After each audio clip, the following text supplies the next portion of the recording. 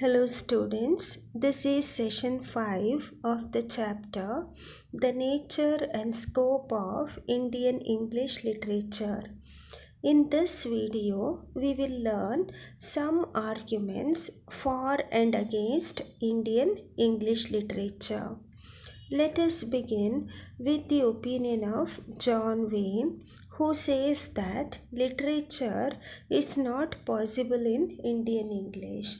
Now, John Wayne is obviously speaking against Indian English literature.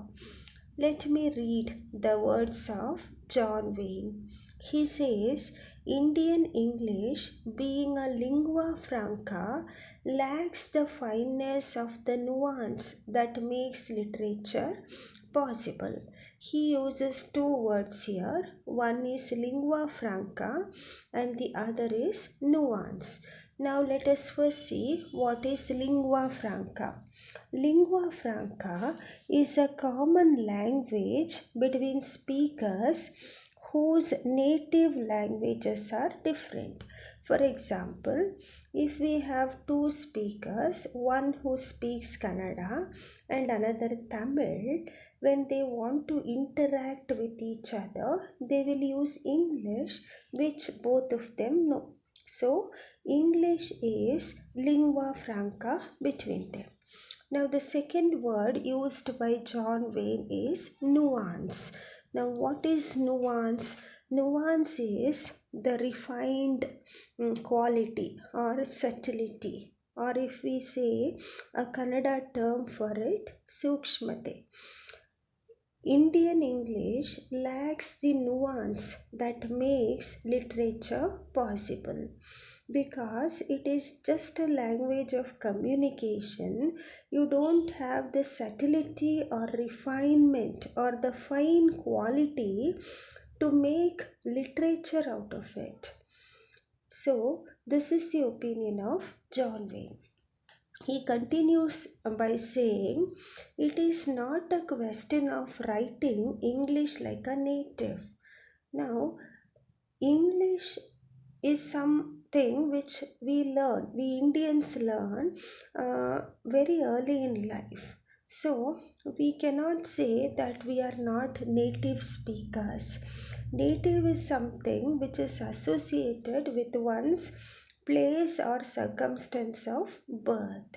Therefore, in John Wayne's opinion, many Indians are native English speakers. We all start to speak in English or learn English sufficiently early. English may not be the language in which we start our life with. That is, it is not the language we speak our first words, but we learn it sufficiently early. Therefore, John Wayne asks, the question is a native of where? Now, whether we are a native of India or a native of England, that is what matters. Next, let us come to Professor Paul Christopherson. Now, this author makes distinction between foreign language and a second language. Let us first see what is foreign language according to Paul Christopherson. In his opinion, foreign language is a language which is not one's own, though one may have good knowledge of it.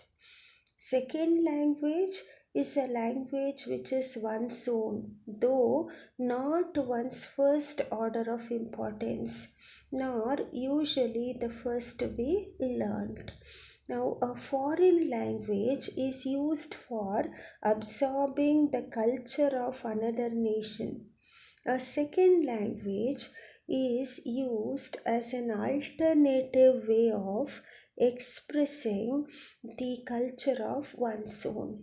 So, the difference between foreign language and second language is that foreign language is not our own. We may know that language very well, but it is not our own. The second language, however, is our own, and we use to express our culture using it. So, in the case of at least some Indians, English has always been a second language. In this sense, they may have used it for expressing themselves creatively. When we read this, we understand that in Professor Paul Christopherson's opinion, English is our own language and we will use it to express ourselves creatively.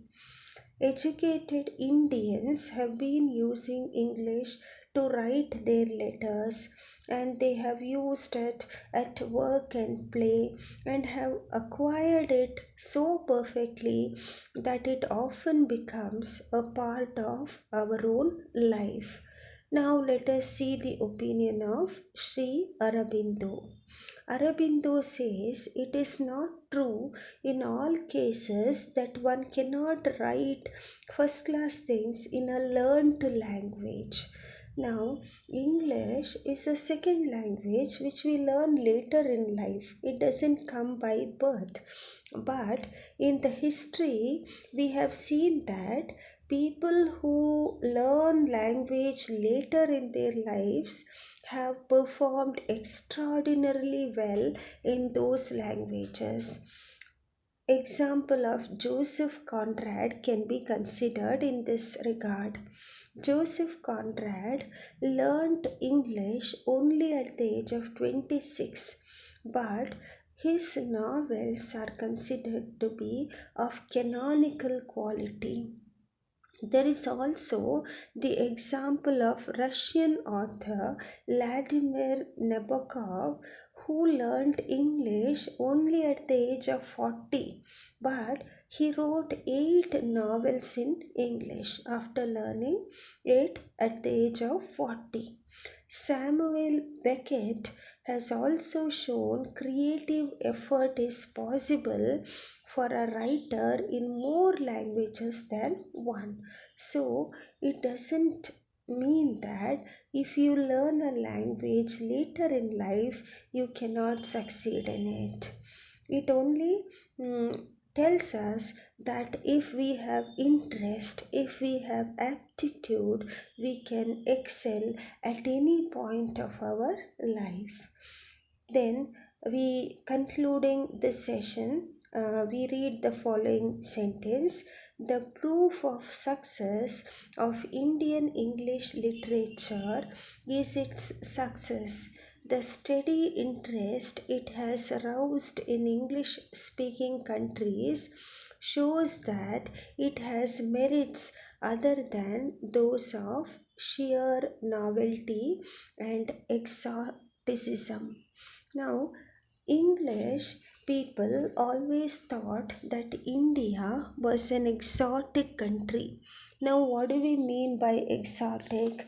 Exotic is a quality of being colorful and attractive.